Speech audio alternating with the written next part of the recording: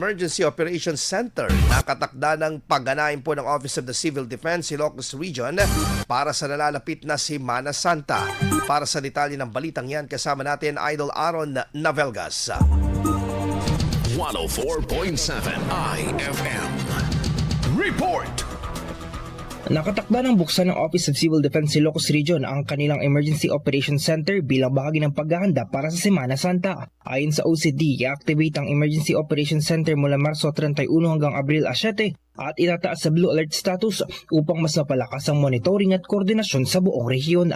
Bilang chair ng Regional Disaster Risk Reduction and Management Council, tiniyak ng ahensya na nakahanda ang kanilang sistema upang magbigay ng agarang suporta sa mga lokal na pamahalaan at maaari na iakyat sa pambansang antas ang tulong sakaling lumaki ang anumang insidente. Kaugnay nito, nagsagawa rin ng Pre-Disaster Risk Assessment Meeting noong Marso 17 upang matiyak ang maayos na pagtugon sa anumang sakuna. Nakipag-ugnayan din ng OCD sa Department of Public Works and Highways para sa deployment ng quick response teams sa mga pilgrimage sites sa ilalim ng programang Lakbay Alalay na tumutulong sa mga biyahero at deboto. Sa inasahang pagdagsa ng mga tao, hinihikayat ng OCD ang publiko na maging handa sa pamamagitan ng maagang pagpaplano ng biyahe, pag-inom ng sapat na tubig, at pagdadala ng mga kailangang gamit gaya ng payong sakaling magkaroon ng panakanakang pag-ulan. Tiniyak din ng ahensya na nananatiling handa ang mga Disaster Risk Reduction and Management Offices sa buong rehiyon upang magbigay ng agarang tulong sa mabuong panahon ng Semana Santa.